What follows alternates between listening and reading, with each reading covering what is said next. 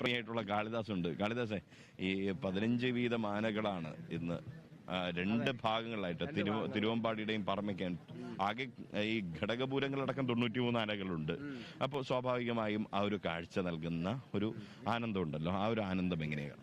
അത് ഏറ്റവും പ്രധാനമായിട്ട് ഇപ്പം ഈ ആനകളുടെ ആനപ്രേമി എന്നതും പറഞ്ഞു. കഴിഞ്ഞ ദിവസം ഈ ഫിറ്റ്നസ് ഒക്കെ കൃത്യമായി, ഫിറ്റ്നസ് പരിശോധനയൊക്കെ കൃത്യമായി നടന്നിട്ടുണ്ട്. അതുകൊണ്ട് തന്നെ ഈ ഫിറ്റ്നസ് പരിശോധനയിലൊന്നും എവിടെയും ഒരു വിട്ടുവീഴ്ച അധികൃതരുടെ ഭാഗത്തു നിന്നും ഉണ്ടായിട്ടില്ലെന്നുള്ളതാണ്. വനം വകുപ്പും ആരോഗ്യ വകുപ്പും ഒക്കെ കൂടിച്ചേർന്നിട്ടുള്ളൊരു സംയുക്ത പരിശോധനയായിരുന്നു. 93 ആനകൾ, അതിൽ കുറേ ആനകൾക്കൊന്നും എത്താൻ സാധിച്ചിട്ടില്ല എന്ന് ഈ അധികൃതരും പറഞ്ഞിരുന്നു.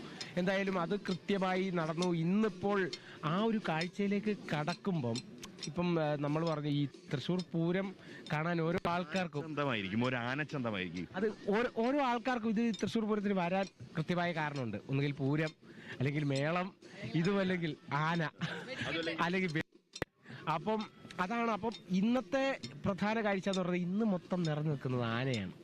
ഇന്ന് എങ്ങോട്ട് നോക്കിയാലും നമുക്ക് ആനയെ കാണാം. അല്ലാതെ തന്നെ തൃശ്ശൂർ വന്നു കഴിഞ്ഞാൽ നമുക്കിപ്പം വെറുതെ ഇങ്ങനെ ഒന്ന് ചുറ്റിനും നോക്കിക്കഴിഞ്ഞാൽ ഓരോ ഭാഗങ്ങളിലും ഉണ്ട് എത്ര ഓരോ ഭാഗങ്ങളിലായിട്ട് ഘടകപൂരങ്ങൾ അങ്ങനെ വന്നുകൊണ്ടിരിക്കുക. ഘടകപൂരങ്ങൾ ഓരോന്നായിട്ട് വന്നുകൊണ്ടിരിക്കുന്നുണ്ട്. അതിനായിട്ട് ഈ ഘടകപൂരത്തിനായിട്ട് അവിടുന്ന് തിടമ്പേറ്റാനായിട്ട് പോകുന്ന ആനകളുണ്ട്.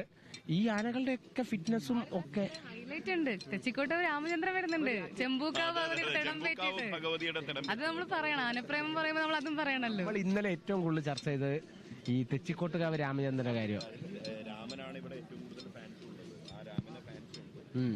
സ്വാഭാവികമായിട്ടും അതുകൊണ്ട് തന്നെ രാമൻ വരുമ്പോൾ ഒരുപാടൊരു വലിയൊരു മാസിനെ രാമൻ അഭിമുഖീകരിക്കുമെന്നുള്ളതാണ്. എല്ലാ കൊല്ലവും ഈ ഒരു ഇപ്പം രാമന്റെ വരവെന്നൊക്കെ പറയുന്നത് ആവേശമാണ്. തൃശ്ശൂർക്കാർ പറഞ്ഞ ഒരു ഏറ്റവും പ്രധാനപ്പെട്ട ഒരു കാര്യം എന്ന് പറയുന്നത് ഈ തെച്ചിക്കോട്ടുകാവ് രാമചന്ദ്രൻ വന്നതാണ് ഈ ഒരു പൂരത്തിന്, തൃശ്ശൂർ പൂരത്തിന് ഇത്രയധികം ഒരു ജനങ്ങൾ തടിച്ചുകൂടാൻ ഇടയാക്കിയത്. അത് രാമന്റെ കഴിവാണ് എന്ന് അവർ പറയുന്ന ഒരു സാഹചര്യം ഉണ്ടാകും.